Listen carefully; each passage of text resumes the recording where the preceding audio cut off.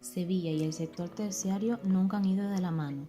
El principal sector que siempre viene a la cabeza al pensar en Sevilla es el primario, un sector de la economía que comprende las actividades productivas de la extracción y obtención de materias primas, hecho que no convierte a Sevilla en la ciudad más moderna del mundo, pues modernizar la ciudad es introducir el uso terciario de una gran magnitud.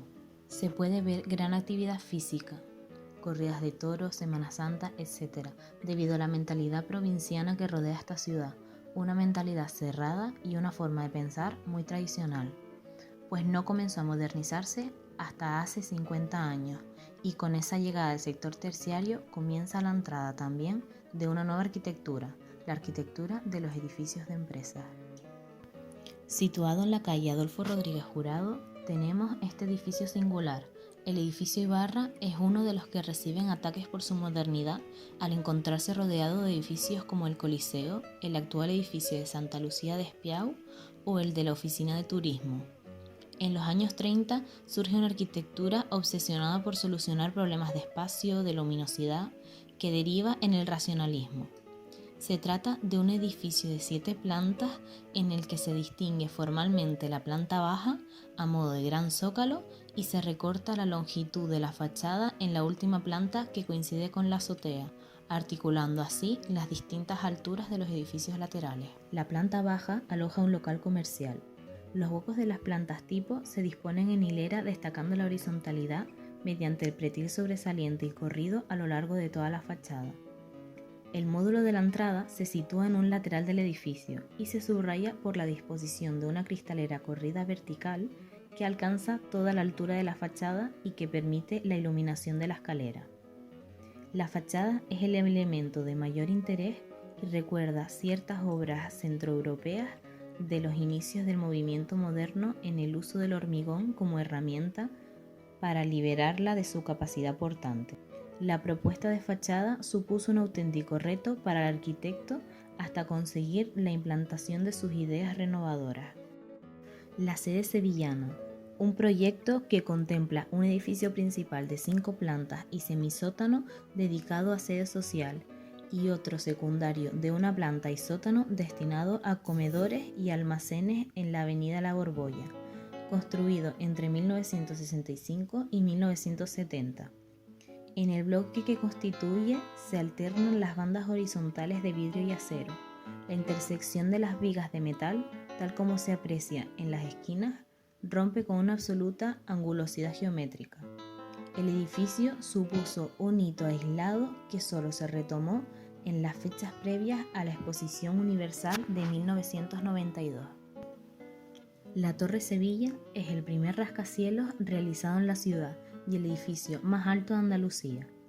La construcción del edificio se lleva a cabo en el sector sur de la isla de la Cartuja, junto a las avenidas del Patrocinio e Inca Garcilaso.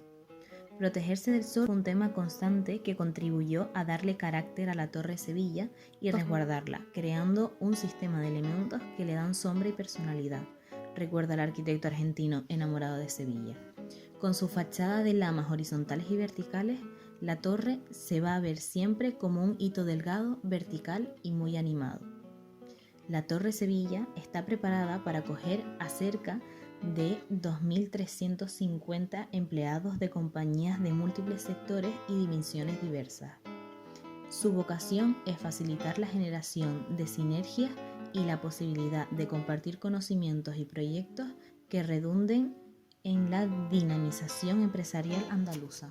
Todos estos edificios son grandes ejemplos de cómo se ha ido desarrollando la arquitectura del sector terciario a lo largo de los años y el reflejo de la sociedad de Sevilla demasiado tradicional que realmente acepta esta nueva arquitectura moderna relacionada con los meros usos terciarios.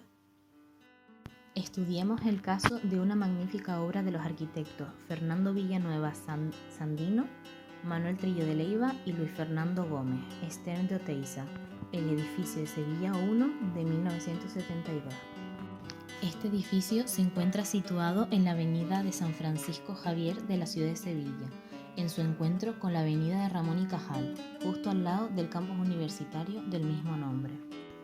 Antiguamente, el barrio de Nervión era el cortijo del Maestre Escuela, propiedad del Marqués de Nervión, que fue ideado como una ciudad-jardín al mismo estilo inglés. La planificación y el inicio de los trabajos de construcción tomó mucho tiempo para su realización.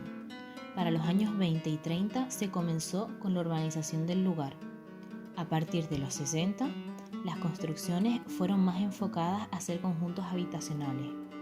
Luego, en los años 80 y 90, se da el auge de las empresas, edificios de varios tipos, oficinas y centros comerciales como parte de su desarrollo urbanístico, incluyendo la implementación de metro, la estación de Santa Justa y el AVE. Un lugar apartado de la ciudad en el momento de construcción, un lugar en el que se había comenzado a experimentar, pues la mente cerrada del sevillano de los años 70 no permitía que se saliese de la manera de actuar tradicional, y mucho menos a lo que se refiere al centro. Por eso mismo se modernizaron primero las periferias como el Nervión. El origen de la ciudad industrial en Sevilla y el paso de lo industrial a lo urbano durante los siglos XIX y XX presenta un caso particular y en cierto modo atípico de desarrollo urbano. En esta ciudad no se da el fenómeno de desarrollo industrial como causa del desarrollo urbano, o al menos como causa directa reconocible.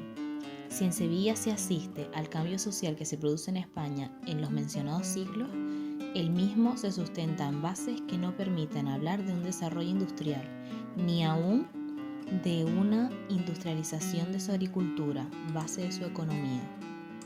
Sevilla, por otra parte, pertenece al grupo de ciudades españolas que no sufren ensanche durante el pasado siglo, como serían los casos de Barcelona y Madrid. En Sevilla, el derribo de las murallas se produce dentro de la tónica general imperante en España, en la primera década de la segunda mitad del XIX, y se producen también durante dicha centuria algunas propuestas de ensanche exterior e interior, pero no se llegará a adoptar oficialmente ninguna de ellas, permaneciendo la ciudad fundamentalmente circunscrita a su recinto histórico.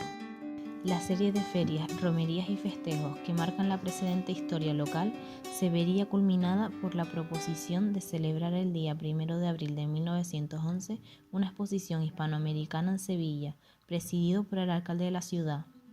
Esta constituiría durante años un verdadero organismo coordinador del desarrollo urbano, cultural y económico y realizaría, en cierto modo, un vasto plan de ensanche, reforma y mejora de la ciudad. Este fenómeno coincidiría con un rápido crecimiento poblacional y con la aceleración del proceso de urbanización que se produce en el país durante las 3 primeras décadas del 900. A nivel cultural, la peculiaridad de dicho periodo se establece en bases al nacimiento y desarrollo de un carácter nacional y o regionalista que en arquitectura produciría los estilos vascos, montañés, catalán, sevillano, etc., dentro de una pauta eléctrica que contrasta con el nacimiento del primer racionalismo europeo. Sevilla, una ciudad que moderniza del exterior al interior, acogería ahora en su nueva arteria comercial a un claro ejemplo de la arquitectura racionalista. Edificio constituido por 2 cuerpos rectangulares diferentes, uno de servicio donde se ubican las escaleras y los ascensores y otro principal, que es el que acoge a los módulos de oficina, basado en el juego de las líneas geométricas simples y puras creadas a base de hormigón visto. La construcción del edificio comenzó por la configuración de su piel y esta condicionó los aspectos principales de su estructura y proceso constructivo. El elemento prefabricado de hormigón armado de 175 por 318 centímetros construye la ventana y su proporción completa de fachada. 4 módulos conforman cada uno de los 7 vanos de 7 metros de las fachadas de este a oeste. Aunque el diseño bocinado del elemento permitía recoger las cabezas de los pilares en cada unión a eje de los prefabricados, se decidió liberar las plantas de oficinas en estos soportes perimetrales que así aparecen en la planta de los locales, para lo cual se hormigonan todos los encuentros verticales de los prefabricados, convirtiendo la fachada en una gran viga Vierendel. Los forjados son reticulares de placas aligeradas nervadas, prescindiéndose del uso de jásenas, realizándose la cimentación mediante zapatas armadas arriostradas sobre pilotaje y con muros de contención. El uso del prefabricado como encofrado exterior de la estructura perimetral regaló a la ciudad una de las imágenes más novedosas de aquella época. El mercado registra una gama de tipologías diversas, por ello convendría establecer una distinción previa entre los distintos tipos de edificios que albergan oficinas. Así se distinguen edificios monouso de oficinas ocupadas por una sola empresa, edificios de usos mixtos de viviendas y oficinas, edificios relacionados con el proceso de producción o distribución en los que las oficinas ocupan un lugar importante, y edificios de oficinas compartidas por varias compañías. Sevilla se consolida como el principal centro de servicios de Andalucía, con un porcentaje de población ocupada en este sector de 68,5% sobre el total de ocupados en 1994. Para llegar a alcanzar este nivel, la capital andaluza ha sufrido un proceso de transformación protagonizado por el comercio, la mejora de las infraestructuras y los servicios de transporte, presencia de un sistema financiero y de toda una serie de servicios relativamente evolucionados.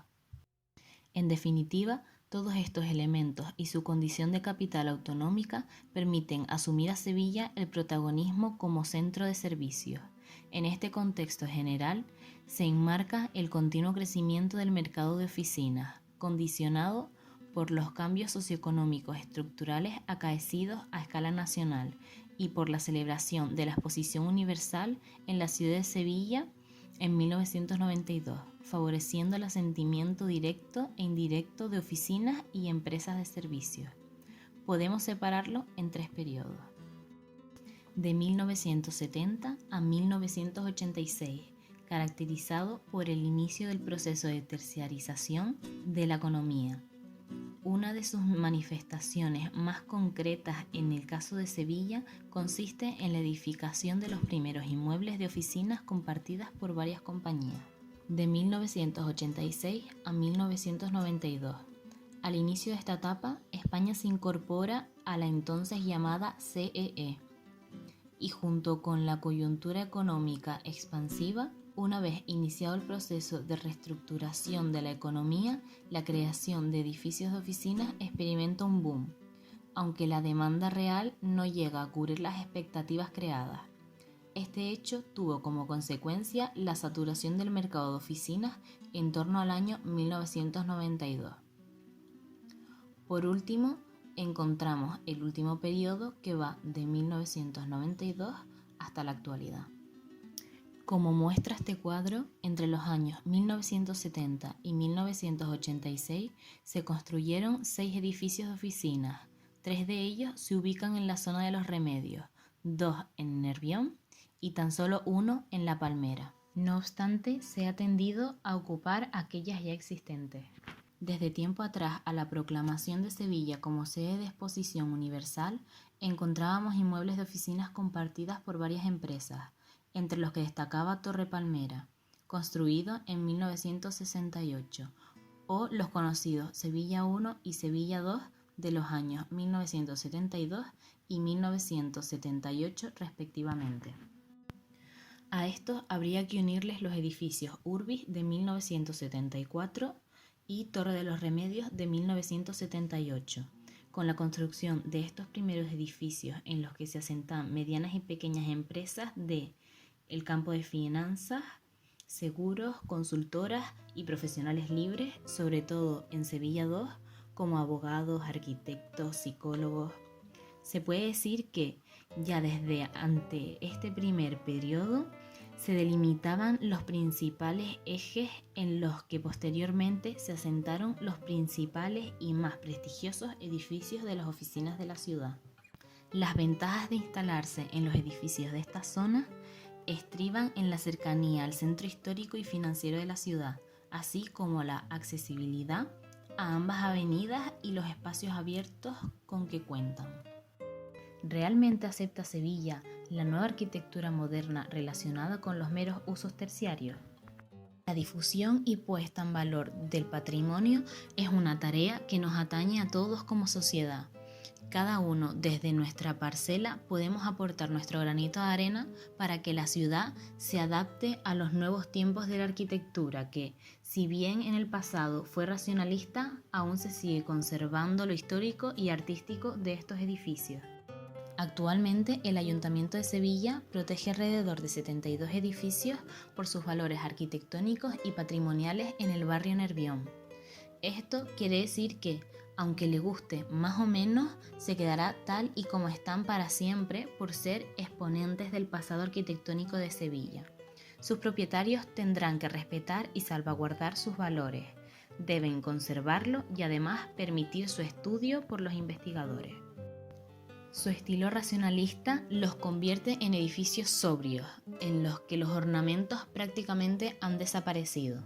La estética sucumbe ante la funcionalidad en este tipo de arquitectura que surgió en la ciudad en las primeras décadas del siglo XX.